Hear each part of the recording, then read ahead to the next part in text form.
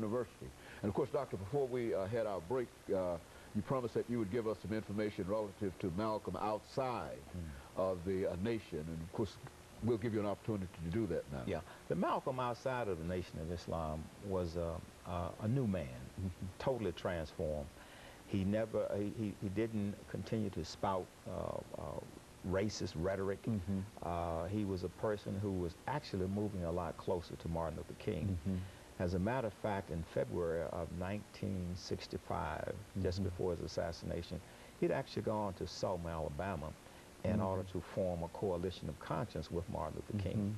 Unfortunately, at the time, Dr. King was in jail, but he did take counsel with his wife, Coretta Scott King, Andrew Young, Bernard Lafayette, as well as John Lewis. And he was trying to say that he made some mistakes when he was inside of the Nation of Islam, and he understood that Martin Luther King's strategy of freedom, justice, and equality was the best way for our people to go. So he wanted to take the civil rights struggle from the level of civil rights to the level of human rights. And rather than trying to lodge our case with the United States Supreme Court, he wanted to make an argument for human rights before the United Nations and the World Court, because he actually saw, you know, today, for example, we hear people talking about genocide going on in the Sudan or other parts of the world. In 1964 and 65, Malcolm was saying that the white supremacist government of this country, the white supremacists in this country were actually committing acts of genocide against African Americans. So he was making the case for genocide and also making the case for human rights. And he was trying to get a buy-in from Dr. King in order to move in that direction. And you have to remember now, both Dr. King and Malcolm had gone outside of this country in 1964. Malcolm made the pilgrimage in April of 64, and Dr. King got the Nobel Peace Prize in December of 1964. So when both of these men came back inside of the United States in 1964, they had shifted from a race-based analysis of the problem to more or less a class analysis and also an international analysis. You remember Dr. King was talking about voting rights. He was also talking about, he started to move against the war in Vietnam. And Malcolm had already been there some years early, even when he was in the Nation of Islam. So they both started to deal more with human rights issues. They both started to deal with international issues, being opposed to the war in Vietnam, being opposed to the apartheid government in South Africa. And it looked as though the two men were starting to come together. As a matter of fact, he was assassinated on February 21st, 1965, which was on a Sunday at 3 o'clock. That following Tuesday, he was supposed to meet with Martin Luther King at the home of Sidney Poitier. They were supposed to come together and have a discussion about how Malcolm could get on board with the civil rights movement and take it to the next level. Because there's no doubt that Malcolm completely dominated the ghettos of the North, and also some of the ghettos on the West Coast, like Los Angeles, San Francisco, and so forth. King completely dominated the southern region. So the leaders, these two leaders, one being the champion of the blacks in the inner cities of the North, and the other one being the champion of the working class in the South, as well as the peasants, the sharecroppers in the South, in Alabama, Mississippi, and Arkansas. So had those two men come together in 1965, the kind of problems that we're looking at now would probably not be in existence, because those two men, I think, working in tandem, working together, would have been the type of unity that we needed on the international front as well as the local scene. You know, you spoke earlier about Dr. King and Malcolm, and I think that at one time you indicated that Malcolm and King sort of played the same role in a real sense, and they were both disliked intensely by J. Edgar Hoover. Touch upon that. I mean, what was Malcolm's relationship with Mr. Hoover, and why? And I think that there's even some suggestion that the government might have had something to do with his assassination, even though the government itself did not assassinate him. He was, from what I understand, he was assassinated by members of the Nation of Islam's organization. But speak to that. Yeah, that was a myth, I think, and I would want to call it a myth, that was sort of operating inside of the intelligence community in this country at that time.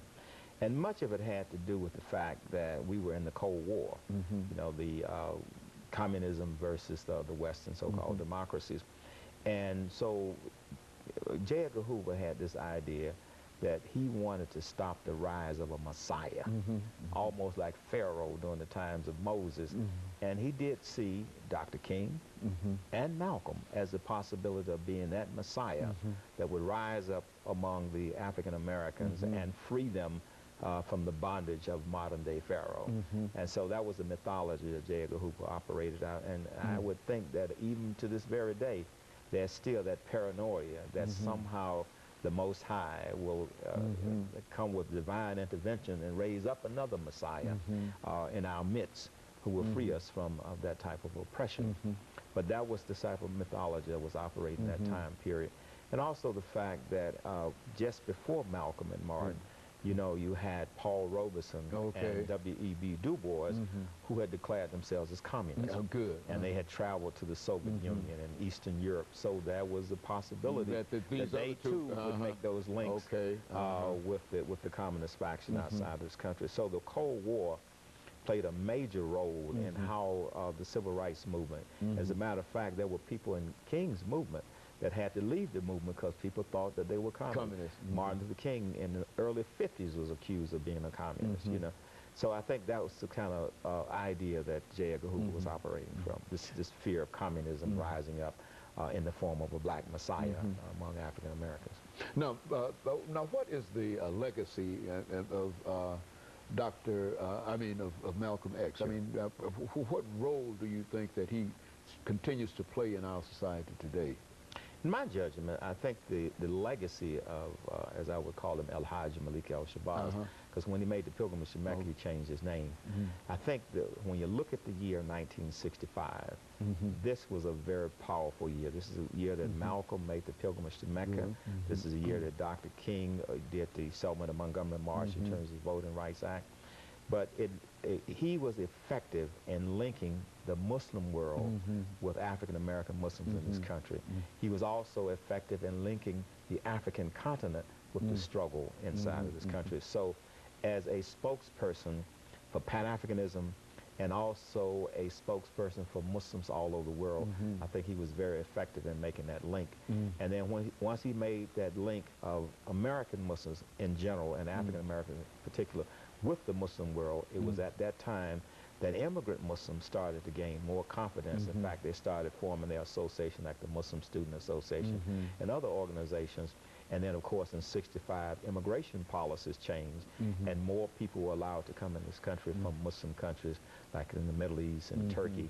And so eventually the immigrant Muslims started to stand up and advocate Islam. When they first came in this country after the First World War, which was a collapse of the Ottoman Empire, they were told specifically, it's all right for you to come to this country, but don't have any conversation about Islam. Just come in here, be quiet, practice Islam among fellow immigrant Muslims, but do not try to convert African Americans to Islam. They told them specifically not to try to convert African Americans to Islam, because they knew that when African Americans came to this country from Africa, and many of them, I would say as many as 50% of them were Muslims already, who were part of the Moorish Empire as well as the Songhai Empire, and they wanted to remind these African American Muslims that before they came over here, they were Muslims. And then when they came over here, the ordeal of the plantation put them in a situation where they no longer had knowledge of their Islamic background. And so that was the reason that immigration and the State Department tried to keep immigrant Muslims away from African-American Muslims. And so there's a long legacy of Malcolm, and even though he and Dr. King are no longer with us, that their ideas and their aspirations for African-Americans continue to exist. Would you say that? Yeah, I think after the Spike Lee's movie, there was a resurgence of an interest in Malcolm X, and that's why I'm trying to get my book together, which will loosely be entitled El-Hajj Malik El-Shabazz, Muslim and Pan-African Statesman. And I also think that in a post-9/11 world, it would be good for all Americans to look at Malcolm's religious biography so that they too can have a better understanding of the Muslim world, rather than seeing the Muslim world through the eyes of people who are making a bad name for Islam. Or look at the book that you and Dr. Lewis Baldwin produced, Between Cross and Crest. I think that would do the same thing. Sure. Okay, and of course, let me thank you, Dr. Al-Hadid, and let me encourage our audience to tune in again next week for another informative edition of Comments. Thank you, and good morning.